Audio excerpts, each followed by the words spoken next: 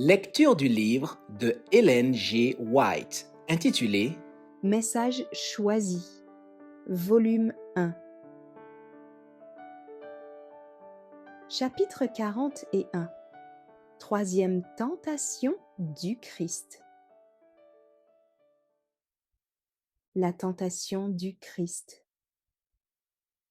Ayant une confiance parfaite en son Père céleste, notre Sauveur savait que ce Père ne permettrait pas qu'il fût tenté au-delà des forces qu'il lui donnerait, et qu'il le ferait sortir victorieux si seulement il supportait patiemment l'épreuve à laquelle il était soumis.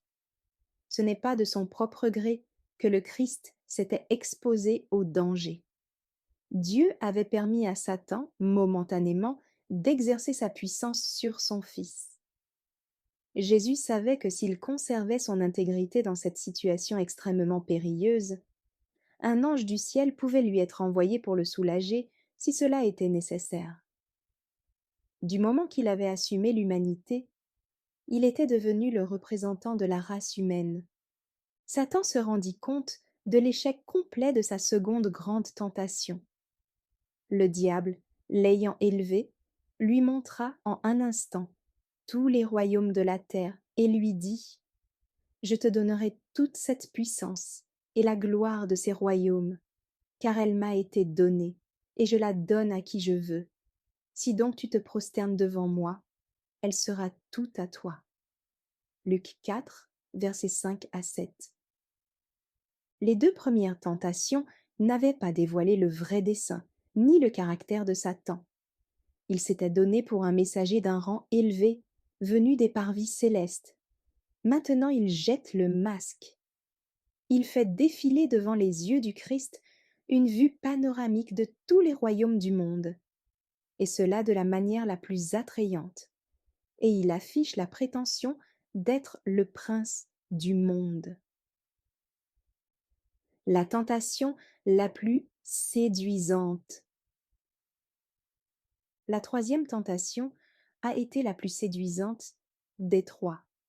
Satan savait que la vie du Christ allait être faite de douleurs, de fatigues, de combats. Il espérait profiter de ce fait pour suborner le Christ et lui faire abandonner son intégrité. Satan déploya toute sa force dans cette dernière tentation, qui allait décider de sa destinée, car il s'agissait de savoir à qui appartiendrait la victoire. Prince des puissances de l'air, il prétendit que le monde était sa propriété. Il emmena Jésus au sommet d'une très haute montagne et lui offrit en un vaste panorama tous les royaumes de ce monde sur lesquels il avait si longtemps régné. Il lui offrit de lui en faire cadeau. Le Christ pouvait ainsi entrer en possession des royaumes du monde sans s'exposer à la souffrance et au danger. Satan promit de lui céder son sceptre et sa domination. Une simple faveur ferait du Christ le légitime gouvernant. On lui offrait les royaumes du monde qui venaient de lui être présentés. Tout ce qu'on lui demandait en retour, c'était de reconnaître la supériorité de Satan en lui rendant hommage. Les yeux de Jésus se posèrent un instant sur le spectacle glorieux qui lui était offert. Mais il ne tarda pas à s'en détourner, refusant de contempler plus longtemps le spectacle enchanteur. Il ne voulait pas compromettre son intégrité, fermement conservée, en jouant avec le tentateur. Sollicité par Satan de lui rendre hommage, le Christ fut saisi d'une divine indignation. Il ne put supporter plus longtemps les prétentions blasphématoires de Satan, ni tolérer sa présence. Faisant acte d'autorité divine, le Christ commanda à Satan de se désister. « Retire-toi, Satan, car il est écrit : Tu adoreras le Seigneur, ton Dieu, et tu le serviras lui seul. » Matthieu 4, verset 10. Orgueilleux et arrogant, Satan avait déclaré être le maître légitime et permanent du monde. Possesseur de toutes ses richesses et de sa gloire, digne de recevoir l'hommage de tous ses habitants, comme s'il avait créé le monde et tout son contenu. Il dit au Christ : « Je te donnerai toute cette puissance et la gloire de ces royaumes, car elle m'a été donnée, et je la donne à qui je veux. Luc 4, verset 6. Il essaya d'établir un contrat spécial avec le Christ, pour lui remettre tout ce qu'il prétendait posséder, pourvu d'être adoré par lui. Indigné en voyant que le Créateur était injurié, le Fils de Dieu repoussa et congédia Satan. Celui-ci s'imaginait avoir si bien caché son vrai caractère et ses desseins dans la première tentation, que le Christ ne reconnaîtrait pas en lui le chef rebelle qu'il avait vaincu et banni du ciel. Les paroles du Christ par lesquelles il fut congédié, « Retire-toi, Satan », montraient qu'il avait été reconnu dès le début et que toutes ses ruses séductrices avaient été sans effet sur le Fils de Dieu. Satan savait que, si Jésus mourait pour le rachat de l'homme, son propre pouvoir arriverait à sa fin un jour ou l'autre, et qu'il serait détruit. Il s'étudiait par conséquent à empêcher le Fils de Dieu d'achever ce qu'il avait commencé. Au cas où le plan de la rédemption échouerait, il lui serait possible de conserver le royaume auquel il prétendait. En cas de succès, il se flattait de pouvoir régner en opposition au Dieu du ciel. Quand Jésus quitta le ciel, y laissant son pouvoir et sa gloire, Satan fut transporté de joie. Il s'imagina que le Fils de Dieu lui était livré. Ayant réussi si aisément à tenter le saint couple en Éden, il pensait que son habileté satanique et son pouvoir lui permettraient de vaincre le Fils de Dieu lui-même, sauvant ainsi sa propre vie et son royaume. Si par ses tentations, il réussissait à écarter Jésus de la volonté de son Père, comme cela s'était passé avec Adam et Ève, son but était atteint. Le temps allait arriver où, en donnant sa vie, Jésus rachèterait ce qui était tombé en la possession de Satan. Après un temps, le ciel et la terre tout entier lui seraient soumis. Jésus resta ferme. Il préféra une vie de souffrance, une mort ignominieuse, afin de devenir, par la voie indiquée par son Père, le roi légitime des royaumes de la terre, qui lui serait remis pour toujours. Satan lui-même lui sera livré pour être mis à mort, afin de ne plus jamais créer des ennuis à Jésus ou aux saints glorifiés. Tentation repoussée avec détermination. Jésus dit à ce vil ennemi, « Retire-toi, Satan, car il est écrit, tu adoreras le Seigneur, ton Dieu, et tu le serviras lui seul. » Matthieu 4, verset 10. Satan, qui avait demandé au Christ de lui prouver sa filialité divine, avait enfin la preuve désirée. Il se vit contraint de se soumettre à l'ordre divin du Christ. Il fut repoussé et réduit au silence.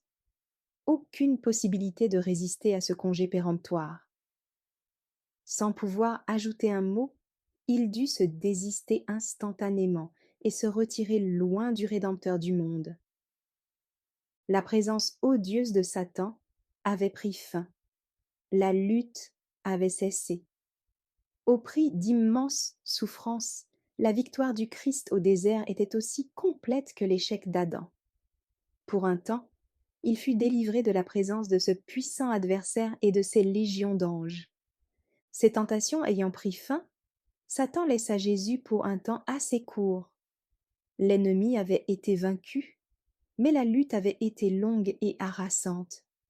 Elle laissa le Christ épuisé et défaillant. Il s'écroula sur le sol comme mort. Des anges célestes, qui s'étaient prosternés devant lui dans les parvis royaux et qui avaient suivi des yeux, avec un intérêt intense et avec anxiété, leur chef aimé, et avaient assisté avec étonnement à la lutte terrible soutenue contre Satan, s'approchèrent alors pour le servir. Ils lui préparèrent des aliments et le réconfortèrent. Il en avait besoin, étant comme mort. Les anges étaient remplis d'étonnement et de crainte, sachant que le Rédempteur du monde subissait d'indicibles souffrances pour pour effectuer le salut de l'homme. Celui qui avait été l'égal de Dieu dans les parvis royaux se tenait devant eux, émacié après un jeûne de presque 6 semaines. Dans sa solitude, il avait été poursuivi par le chef rebelle qui avait été expulsé du ciel. La dure épreuve qu'il avait subie dépassait tout ce que l'homme aurait jamais à supporter. Le combat mené contre la puissance des ténèbres avait fortement éprouvé la nature humaine du Christ, faible et souffrante. Les anges apportèrent au Fils des messages d'amour et de consolation de la part du Père, avec l'assurance que la complète victoire remportée en faveur de l'homme signifiait le triomphe du ciel tout entier. Ce n'est qu'au moment où les rachetés se tiendront avec leur Rédempteur près du trône de Dieu qu'ils pourront apprécier pleinement le prix payé pour la rédemption de la race humaine, capables enfin de mesurer la valeur de la vie immortelle et de la récompense éternelle. Ils chanteront de toute leur force l'hymne de victoire et d'immortel triomphe. L'agneau qui a été immolé est digne de recevoir la puissance, la richesse, la sagesse, la force, l'honneur, la gloire et la louange. Apocalypse 5, verset 12.